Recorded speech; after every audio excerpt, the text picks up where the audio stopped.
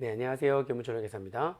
이번 시간에는 문제 있는 2차 기출문제 완벽 파헤치기 5번째 테마 개발비에 포함되어 있는 인건비의 범위에 대한 설명을 해드릴 건데요. 문제는 2017년도 세무사 2차 기출문제 문제 1번에 물음 1번에 대한 내용인데요. 연구 개발과 관련된 임직원들의 인건비가 개발비의 추정원가에 포함되어야 되는 건 당연한 거죠. 그런데 그 인건비가 송금으로 연동되는 금액이 아닌 사회 유출이 되는 금액이라면 그럼 걔네들은 개발비의 원가를 구성할 수가 없겠죠. 그러면 인건비가 모두 개발비의 추정원가에 들어가 있다면 그중에 사회 유출되는 금액만큼은 사회 유출되니까 개발비에서 감액하고 사회 유출로 보내야 된다는 거죠. 문제를 통해서 추가적인 얘기들을 좀 한번 해보도록 하겠습니다. 먼저 자료를 보시면 이렇게 되어 있습니다. 다음은 주기사 한국의 개발비 등에 대한 자료다. 주기사 한국은 2020년도 1월 1일부터 신제품 개발을 시작해서 2020년도 10월 1일까지 총 9개월 동안 제품 개발을 완료했고요. 동일자로부터 신제품의 판매를 시작을 했대요. 이 문제는 이 자료와 관련된 모든 세무조항을 하는 문제였기 때문에 개발비에 대한 감가상각 시부인 계산도 했었어야 되는 거거든요. 그래서 일단 개발비에 대한 감가상각 시부인 계산할 때 감가상각은 관련된 제품의 판매 개시 또는 사용 가능 시점부터 감가상각을 하는 거기 때문에 10월 1일부터 판매 개시가 됐으니까 3개월, 2020년도에는 3개월분만 감가상각을 하면 되겠죠. 그거에 대한 자료였고요. 이번에 주기사 한국은 신제품 개발 기간에 지출한 12억 원을 무형자산 개발비 계정으로 처리를 했으며 이 중에는 해당 신제품의 개발 부서에 임원으로 근무해 오다 2020년도 9월 30일 날 퇴직한 갑의 인건비 2억 3,500만 원이 이 안에 포함이 되어 있대요. 동인건비는 당해 사업료 중에 임원 갑의 9개월분의 급여와 신제품 개발 기간이 9개월이었잖아요. 그리고 1월 1일부터 해서 어차피 9월 말에 퇴직을 했기 때문에 그 9개월 동안의 급여하고 상여금 그리고 퇴직 시에 지급한 퇴직금으로 구성이 된대요. 이 12억 원 안에 임원갑에 대한 인건비 2억 3,500만 원이 이 안에 포함이 되어 있는데 이 2억 3,500만 원은 신제품 개발 기간 동안에 지급한 급여, 상여금, 9개월치의 급여와 9개월치의 상여금 그리고 9월 30일 날 지급한 퇴직금이 포함되어 있대요. 임원갑의 퇴직 직전 1년간에 지급한 급여는 1억 2천, 매월 1,000만 원씩 해서 1억 2천이고요. 그러면 신제품 개발 기간 동안의 급여는 9천만 원이라는 거네요. 2020년도 9월 30일 이전 1년 동안은 1억 2천이고요. 매월 1,000만 원씩 지급했으니까 신제품 개발 기간 9개월 동안의 급여는 9천만 원. 그리고 퇴직 직전 1년간 별도로 상여금 지급한 게 6천만 원, 매월 500만 원씩 지급했대요. 500만 원씩. 그러면 신제품 개발 기간 동안인 9개월 동안에 지급한 상여금은 500만 원 곱하기 9개월 4,500만 원이 되는 거고요. 퇴직 직전 1년 동안의 상여금은 6천만 원이고. 그리고 퇴직 시점에 지급한 퇴직금이 1억. 그죠? 당연히 1억이죠. 왜냐하면 2억 3,500만 원 중에서 9개월 동안의 급여 9천만 원 빼고 9개월 동안의 상여금 4,500만 원을 빼게 되면 퇴직금 1억이 나오는 거니까 1억이 있다. 해당 임원의 입사일은 2001년도 7월 1일이고 2016년도 9월 10일 날 임원으로 승진됐대요. 임원으로 승진하던 시점에 퇴직금을 수령한 바 있대요. 직원에서 임원으로 승진되는데 퇴직금을 받으면 현실 퇴직이 되죠. 퇴직금 종료가 됐고요. 그러면 이 퇴직금 1억은 이제 임원이 돼가지고 시작한 2016년도 9월 10일부터 퇴직할 때까지인 2020년도 9월 30일까지 4년하고도 20일이죠. 4년 20일 동안의 퇴직금.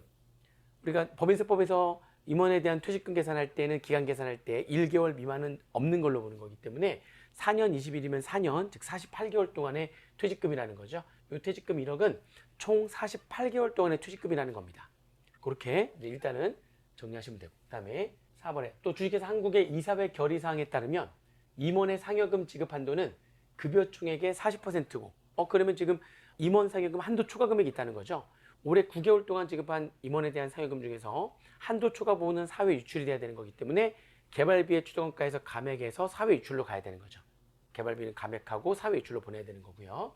퇴직급여와 관련된 별도의 규정은 따로 없대요. 그러면 퇴직금도 마찬가지로 임원 퇴직금 지금 1억을 지급했지 않습니까? 그러면 임원 퇴직금에 규정이 없으면 법인세법상 임원 퇴직금의 한도, 산식 규정에 따라서 한도를 계산해서 한도를 초과하는 금액은 또 개발비가 될 수 없고 사회 유출이 돼야 되는 거니까 개발비에서 감액하고 사회 유출로 보내야 되는 거고요.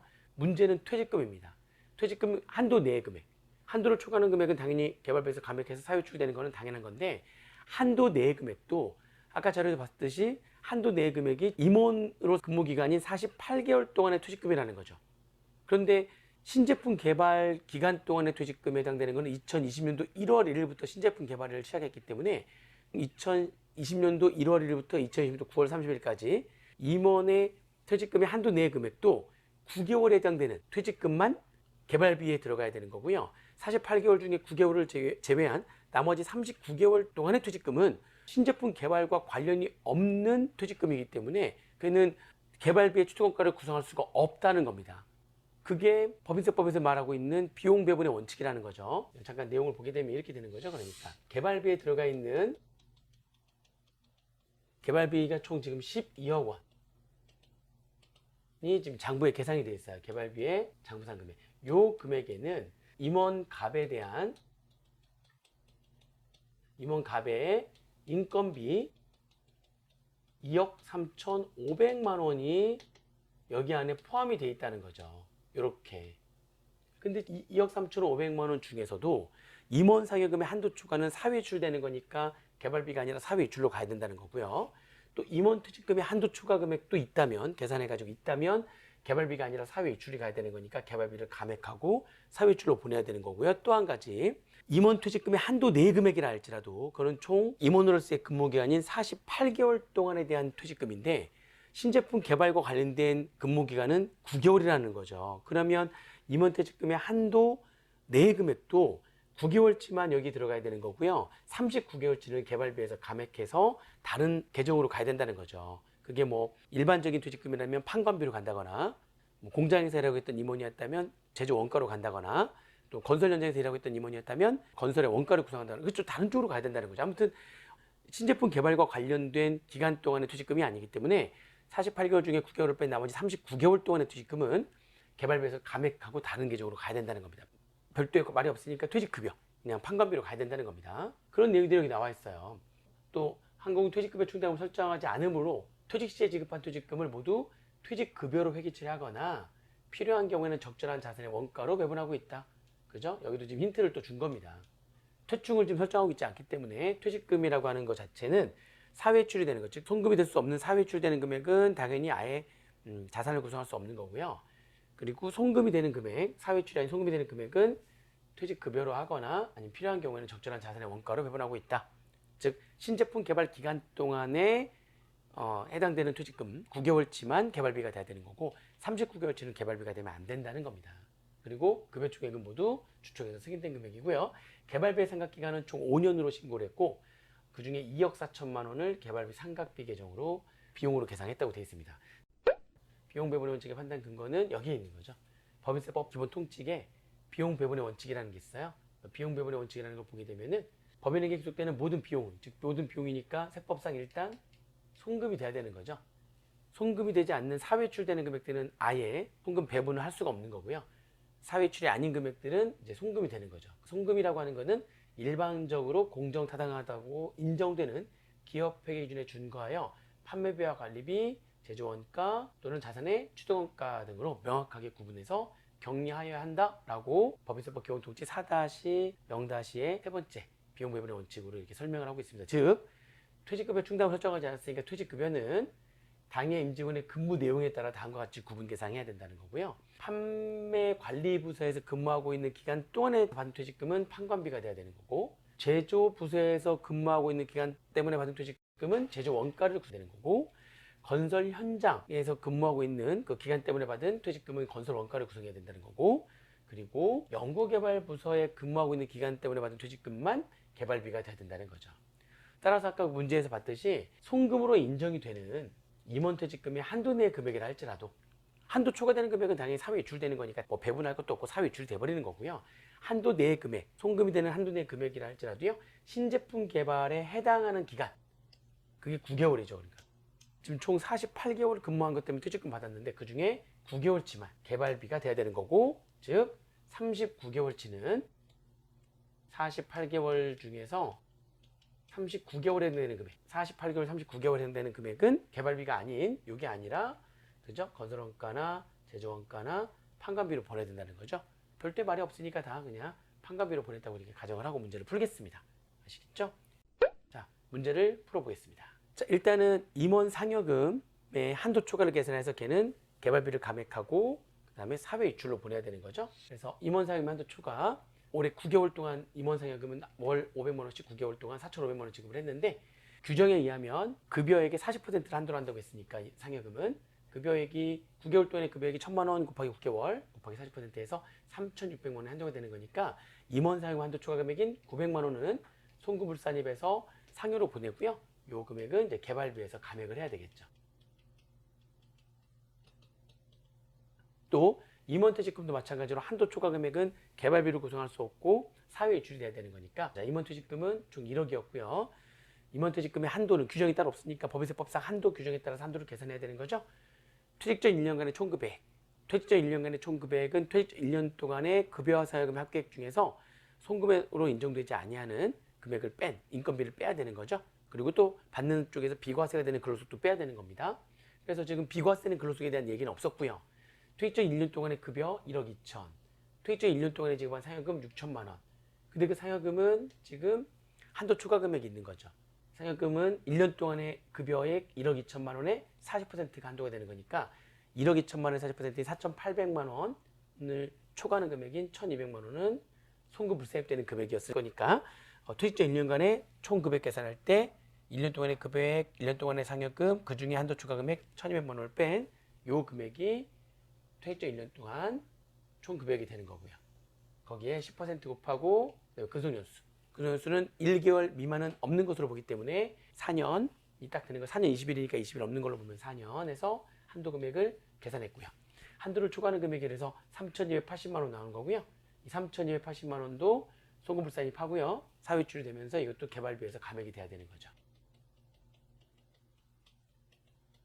이쪽에는 사회출이 되면서 개발비 감액 들어가는 거고요. 그 다음에 임원퇴직금 한도 내의 금액이라 할지라도요. 그 중에 9개월치만 개발비가 돼야 되는 거고요. 신제품 개발 기간이 아닌 기간 동안 퇴직금은 개발비가 되면 안 되는 거죠. 그래서 이거를 뺀 6,720만 원에서 9개월치에 해당되는 1,260만 원을 뺀 나머지 금액 또는 이렇게 계산할 수도 있죠. 6,720만 원 곱하기 48개월 중에 9개월이 아닌 39개월치에 해당되는 금액. 그죠?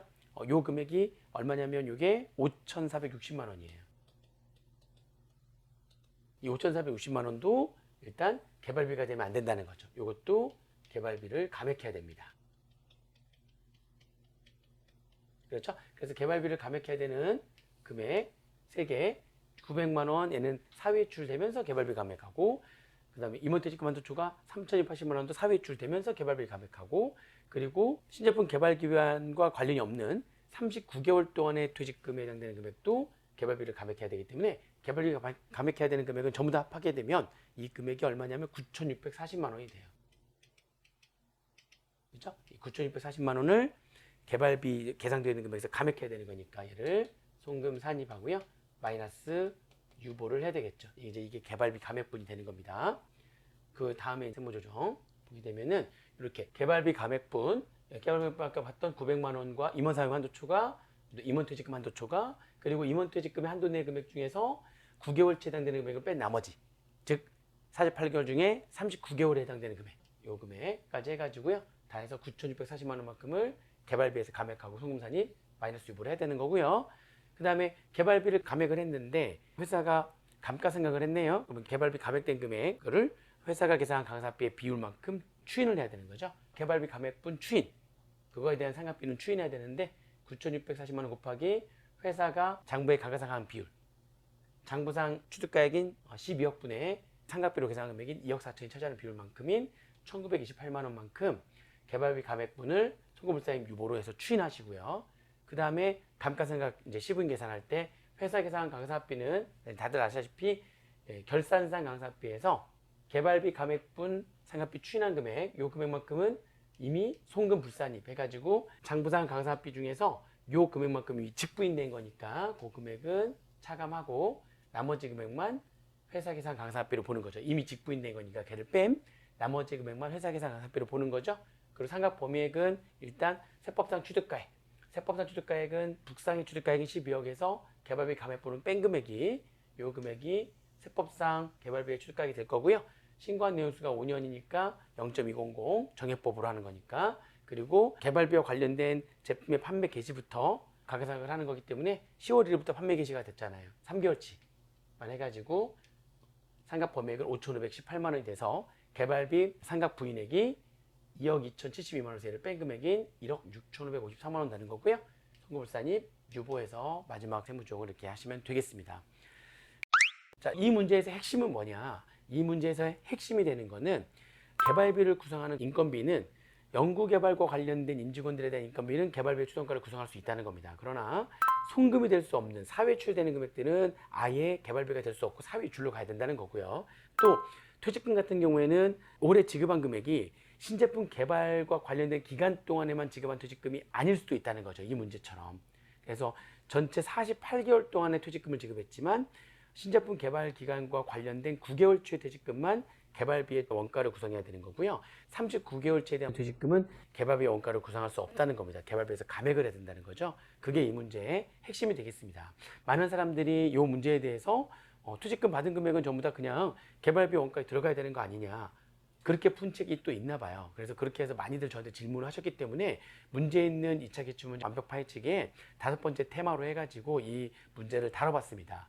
지금 왜 9개월치만 들어가야 되는지, 48개월 중에 39개월치는 왜 들어가지 않아야 되는지, 그거에 대한 판단 근거는 송금 배분의 원칙에 있었습니다. 비용 배분의 원칙이라고 하는 법인세법상 기본 통칙에 따르면 그렇게 해야지만 된다는 거죠. 그런 논리적 근거에 따라서 48개월 동안의 퇴직금 중에서 신제품 개발 기간과 관련된 퇴직금인 9개월치만 개발비의 추도원가를 구성해야 된다라고 하는 게 이번 테마의 결론이었습니다. 그래서 문제를 이렇게 풀어보시면 될 것 같고요.